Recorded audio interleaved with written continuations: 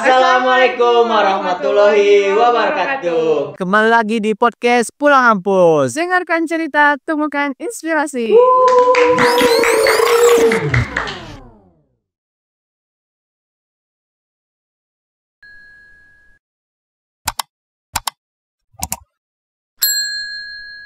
Di episode sekarang nih kita kedatangan tamu yang ibaratkan nih bisa jadi wanita inspirasi di UIN IB Imam Bonjol Padang. Wah, siapa dia ya? Diperkenalkan Kak Cynthia Jailani. Halo Kak. Gimana Kak kabarnya Kak? Alhamdulillah sehat. Jadi sekarang apa kesibukan Kakak sekarang? Kesibukan sama seperti biasanya, kegiatan kampus, kegiatan di luar, itu aja sih. Tapi kan Kakak lebih banyak kegiatan lihat dari media sosial Kak nih. Banyak kegiatan Kakak tuh jadi MC. Jadi Pak Jan nih mau bertanya-tanya nih, dari kapan Kakak mulai terjun ke dunia MC itu Kak?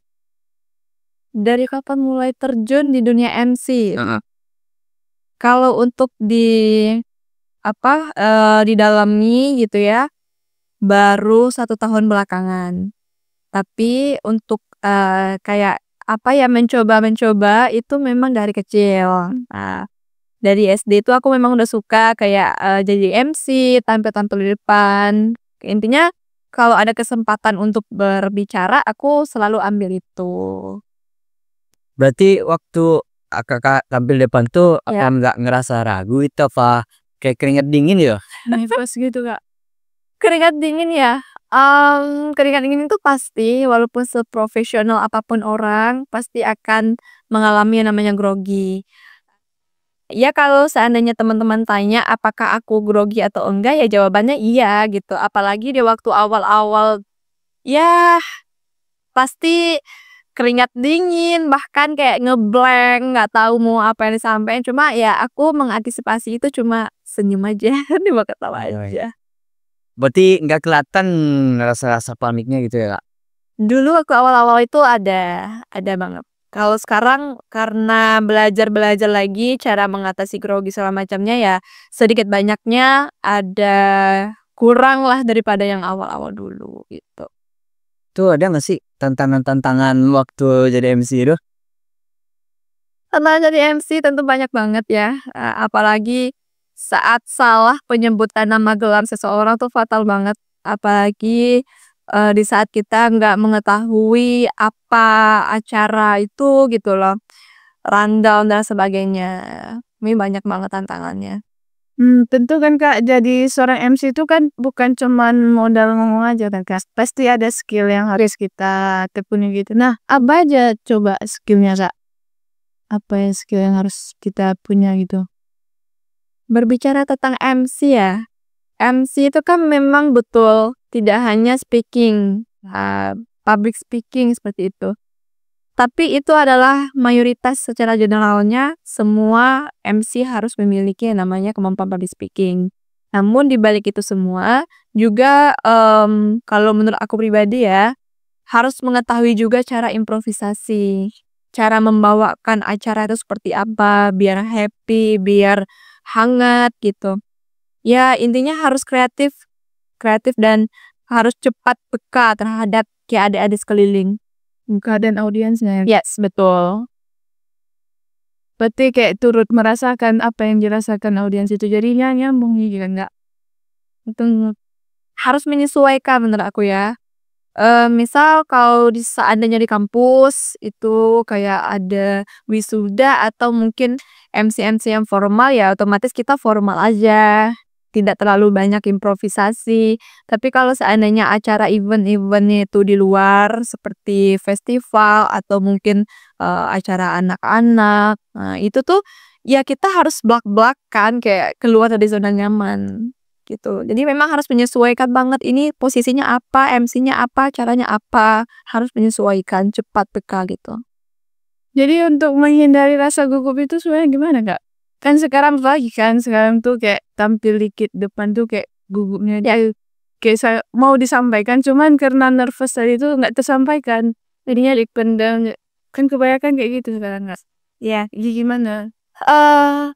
tips dari aku untuk mengatasi gugup, walaupun sampai detik ini pun aku juga kadang kala masih gugup juga gitu kan. Cuma bagi aku pribadi, misal di saat aku ada acara nge-MC di festival mungkin seperti itu. Aku dari H-min hari itu tuh aku udah tanya rundown acaranya apa, tamu-tamunya siapa, acaranya ngapain aja. Jadi sebelum acara itu dimulai, aku udah mengetahui dan tergambar, oh acaranya seperti ini.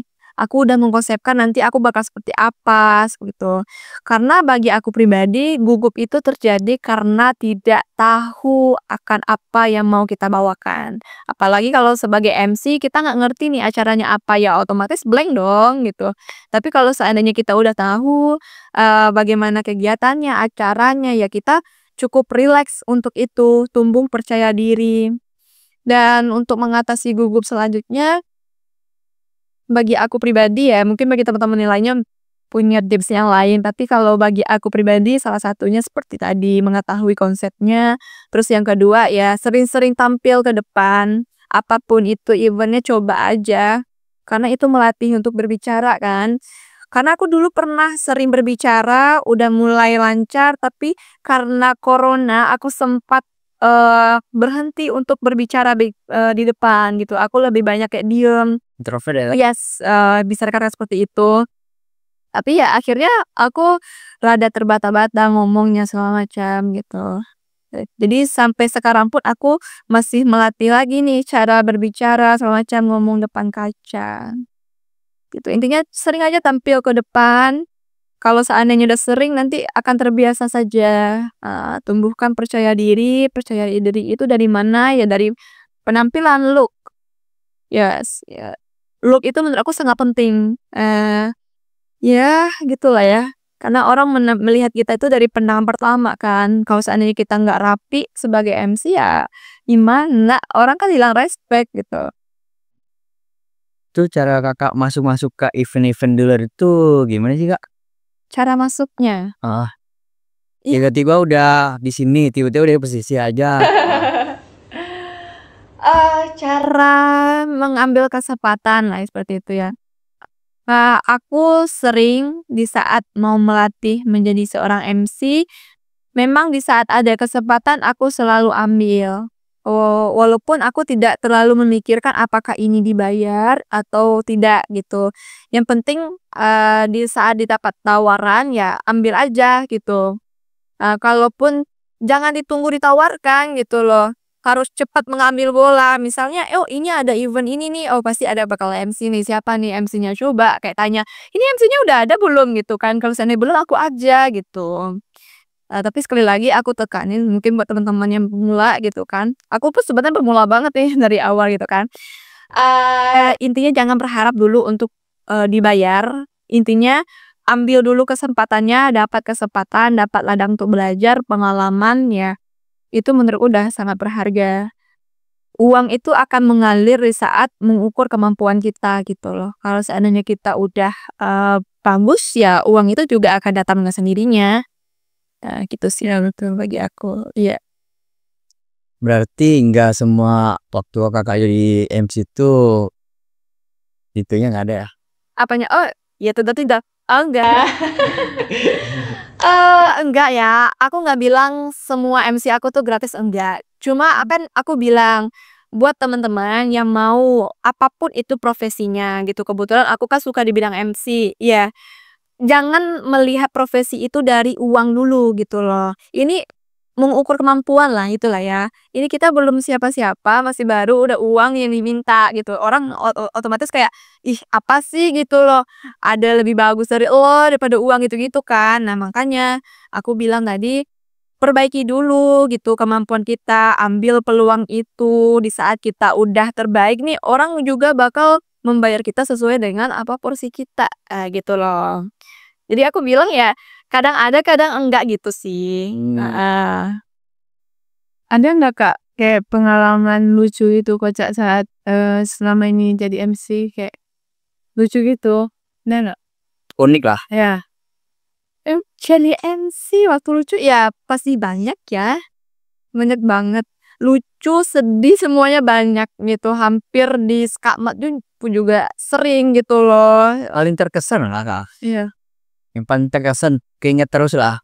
Emang wah gitu. Aku suka berinteraksi dengan audiens aku. Misal aku lagi nge-MC, ya aku suka kayak ngomong langsung dengan audiens, aku gombalin dia atau apa gitu loh. Terus kayak semua orang terfokuskan dengan aku dan dia misalnya gitu, ya mereka happy, bagi aku tuh aku senang gitu. Itu sih. Momen sedihnya apa Kak?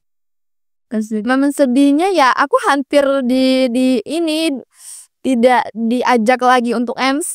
Kenapa tuh? Ada di suatu instansi waktu itu aku pernah nge-MC, ya itu juga ada beberapa kesalahan dari aku nggak cross check lagi rundown-nya, urutannya segala macam. Jadi waktu itu aku buka acaranya itu seharusnya kepalanya gitu kan. Oh ya. Tapi aku malah kepala panitianya seperti itu, sedangkan kepala instansinya ada gitu loh. Aku nggak ngecek gitu. Akhirnya ya cukup dapat SP lah aku waktu itu, tapi alhamdulillah sampai kayak sekarang. Berarti hal kecil tuh Ya. juga bahaya juga ya Kak. Bahaya banget, apalagi MC itu salah sedikit aja tuh menjadi perhatian banget gitu loh kan. Apalagi waktu pembukaan tuh kan kita ngomong MC kan tanpa ada suara yang lain tuh, memang salah dikit aja tuh orang tahu gitu loh. Gitu sih. Dari balik dari MC ini Kakak juga pernah jadi duta kan 2023. Di UIN kebetulan iya. Yalah, Di UIN. duta kampus ya Kak. Ya. Jadi gimana lika-liku waktu jadi duta Kak? Lika-liku jadi duta? Mau masuk duta gimana? Terus apa hambatannya? Pesan juga. Betul. Lika-liku pasti akan banyak sekali karena di duta kampus itu khususnya ya, segala ADM, pengetahuan, kemampuan public speaking, kemampuan untuk membuat sebuah program-program, relasi, attitude dan semuanya ya, semuanya harus dibelajarkan. Ya. Itu sih menurut aku ya. Berarti hal-hal yang bisa diingat dari waktu jadi duta kampus 2023 itu apa Kak? Hal apanya nih? Hal yang terkesan lah. Emang bangga gitu jadi duta kampus waktu itu. Ya, kebanggaan aku jadi duta kampus itu ya bisa punya relasi yang banyak, apalagi ada tamu-tamu dari luar itu langsung duta kampus yang diutamakan. Jadi aku memiliki satu langkah lebih awal. Itu juga satu langkah untuk dapat event-event dari luar ya? Yes, itu salah satunya juga. Jadi Kak, kembali di MC tadi kan Kak. Tentu kan MC itu kan ada formal sama non formal. Ya. Jadi apa bedanya Kak? MC formal sama non formal gitu. Gimana membedakannya? Kan sekarang susah juga kan Kak? Oh ya, Membedakan itu. formal dan informal itu sangat berbeda. Kalau formal itu secara generalnya seperti upacara bendera, wisuda itu formal, tidak boleh diimprove sedikit pun. Kalau informal ya, misal kayak kemarin ya ada PKMU, Ya. itu informal. Berarti ngajak audio yang nggak ngobrolin terang ya gitu. Itu contoh di kampus ya. Tapi susahnya ngajak audiens tuh gimana ya Kak? Kan suka ya, ngajak mereka untuk berinteraksi kan kadang kita udah ngomong nih tapi nggak direspon, itu kan kayak berarti kita masih kurang gitu. Berarti masih kurang aktif ya Kak untuk ngajak mereka untuk berinteraksi itu kita atau gimana? Kalau tentang audiens, interaksi bagus atau tidaknya itu bukan salah audiensnya, tapi salah kepada MC-nya. Karena kan MC itu tugasnya membawakan acara, bagaimana cara untuk membawa audiennya tuh hadir kepada kita. Ya, kalau seandainya audiennya sekali kita bawa belum welcome kepada kita. Kalau aku biasanya aku bikin kayak jargon-jargon. Aku cek semangat mereka atau mungkin aku nanti kasih kayak kuis-kuis gitu. Jadi kan mereka oh iya apa ya tadi ya. Jadi mereka bisa memperhatikan aku lagi atau mungkin aku menghampiri mereka secara tidak langsung kan orang-orang akan melihat lah. Tuh. Jadi MC sama host itu sama ya Kak? Tuh beda. MC sama host itu menurut aku hampir sama karena pekerjaannya kan di publik. Hampir sama aja gitu. Nah kalau MC ini kan lebih ke event-event, kalau host itu kan kayak acara di TV-TV ya. Iya. Ya kayak Berarti yang ormas ya Kak? oh enggak, host itu banyak ragam ya. Aku juga nggak memiliki porsi untuk menjawab itu gitu loh. Yang penting bagi aku itu hampir sama sih itu. Tapi ada Kakak jadi pengalaman jadi host? Iya. Jadi host, lebih tepatnya jadi moderator sih aku. Iya, jadi moderator. Host itu lebih ke acara TV ya, kalau bagi aku yang kulihat gitu ya. Ada program di TV, ya mereka jadi host nah gitu.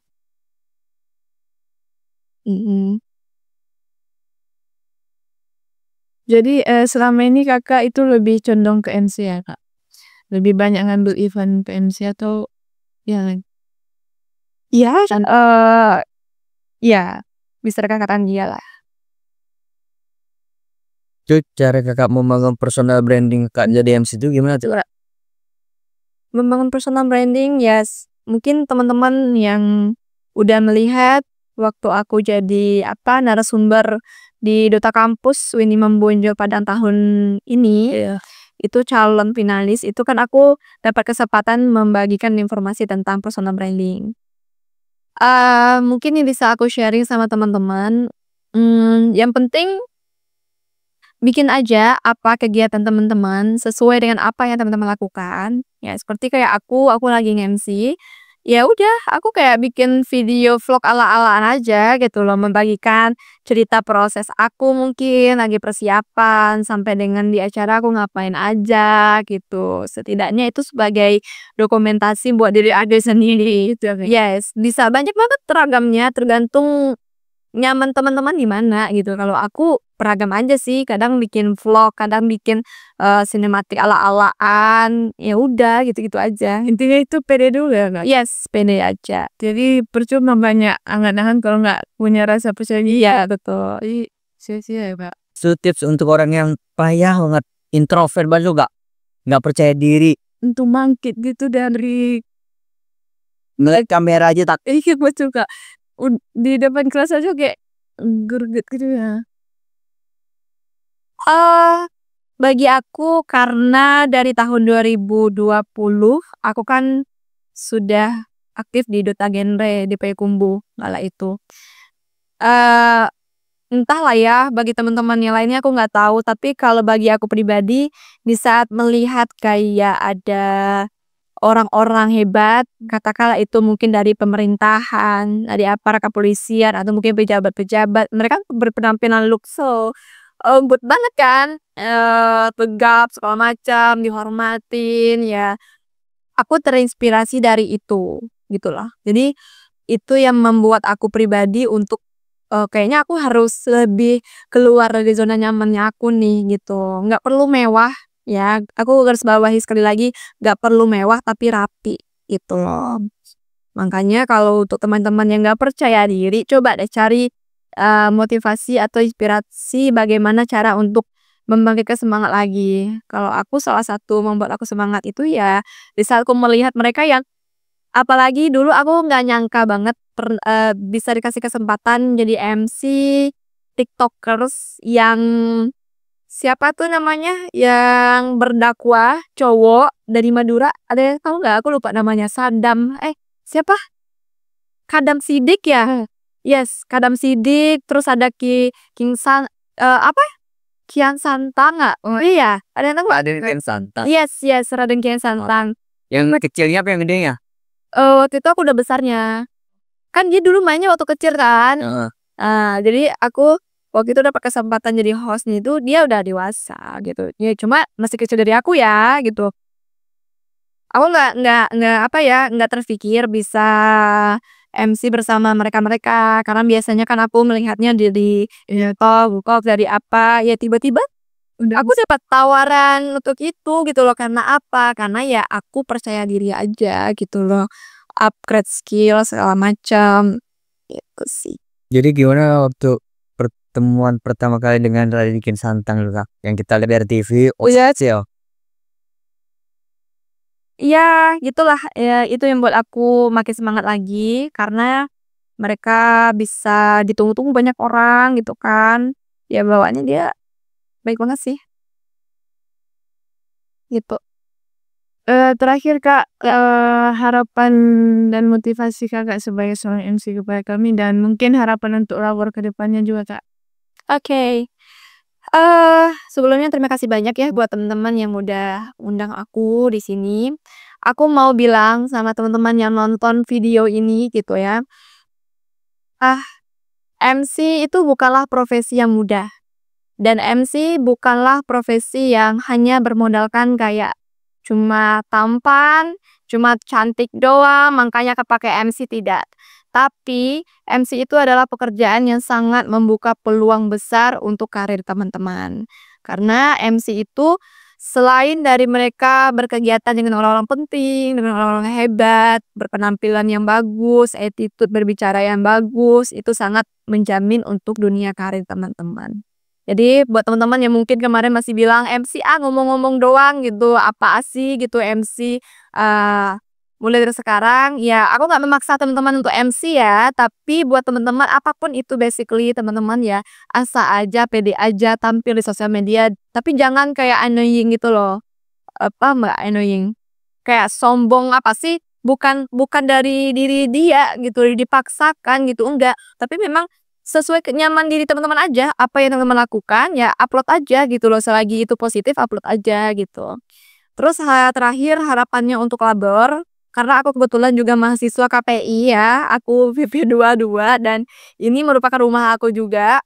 Ya semoga labor ini bisa berkembang lebih maju lagi, bisa bikin program-program yang lebih menginspirasi lagi. Semoga teman-teman semuanya ya bisalah di garis terbaik masing-masing. Itu aja sih dari aku. Minum dulu Kak. Baru udah pengen ngomong kan. Oh iya boleh boleh. Ya enggak nanya. Iya, bener.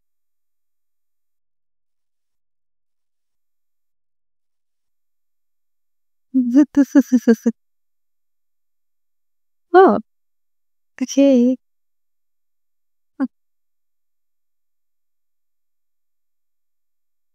Mungkin memang udah banyak kita ngobrol-ngobrol kan. Jadi makasih buat Kak Cynthia Jailani udah mau berkesempatan datang ke sini Ya, untuk kita tanya-tanya kan, berbagi pengalaman. berbagi pengalaman Kakak. Jadi perlu diingat teman, percaya diri itu penting buat masa depan. Nah, sekian. Wassalamualaikum warahmatullahi wabarakatuh.